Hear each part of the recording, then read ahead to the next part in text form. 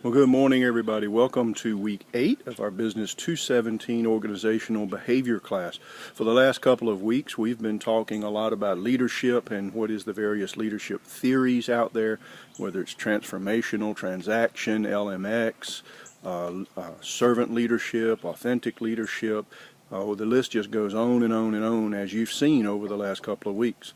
This past week, we spent time putting names and faces to the various theories, and I've enjoyed reading your ideas and posts about important people or influential people. It's interesting to note that a lot of us pick famous people, but some of us pick everyday people, and that's pretty normal for leadership. If leadership is truly about influence, then all of us can be leaders at one point or another, or in one venue or another. So it's interesting to keep that in mind. This week we're going to switch topics. We're going to start talking a little bit about organizational culture and organizational structure. Culture basically is defined as a shared group of beliefs and ideals, accepted behaviors, that sort of thing. In that sense, we have national cultures, whether it's an American culture, Norwegian culture, Mexican culture, etc., etc. We also have family cultures, as each of our families are different and there are accepted behaviors and norms within our families. There may be cultures in terms of religion or spirituality, in terms of accepted behaviors, that sort of thing. But there are also cultures within business. When we go to work at a particular company or organization, there are expected behaviors, there are expected things, that this is the way we do things here. And usually everybody learns those things over time and conforms to them. And one of the important things to understand is that is both good and bad. Culture reinforces good behaviors, but it also reinforces bad behaviors. And so as a leader and a manager, one of the things that you have to do is introduce change into organizations, and you have to take into account culture.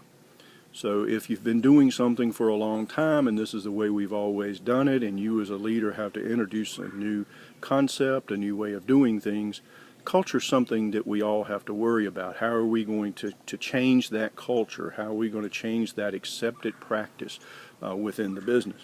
So we'll talk a little bit this week about culture. Secondly, we'll talk about organizational structure. Organizational structure is the way that the company's built, or the organization is built. It could be very bureaucratic with many, many layers. It could be flat with very few layers. It could be a matrix.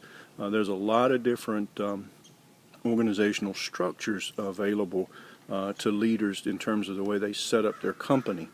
Okay, the organizational structure, you should note, helps them be successful, or it could hurt them. It also supports the organizational culture, because the culture gets used to that structure, and that's the expected way of doing things. Both of these things are important. Culture is big in terms of change management and making sure that that we understand that there are accepted ways of doing things. Structure is important, especially today, because the researchers and the experts out there tell us that we're in an economy that's more global than ever.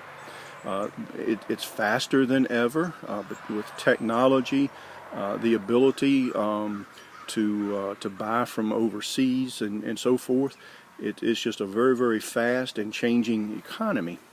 With that said, it's important as a business to be agile.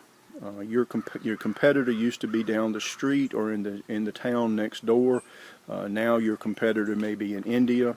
They may be in England or Europe or Asia. You just don't know. And with FedEx and American Express and all the different things that are out there these days and the internet, your competitor could be selling to your next door neighbor very, very quickly. So structure is important in terms of, does it help you as a company do the things that you need to do? Does it make you competitive? Does it hurt you? Does it support the culture? Things like that. So this week we'll be talking about two very, very important topics in terms of the success of an organization. I do want to remind you that this is week 8, so we have week 8, 9, and 10, and then we're finished. The university's policy is that after week 8, no late work is accepted. So please, now's the time to buckle down, get all your work turned in, and for the next few weeks stay caught up as you try to finish up one more step to your educational goals. I think you've done a really good job. I've enjoyed reading your discussions and reading your assignments. A lot of good ideas out there. We just want to buckle now, finish it strong, and get a good grade and be ready to move on to the next thing that you have to do. If you got any questions, let me know. Email me or whatever, and I look forward to talking with you in class.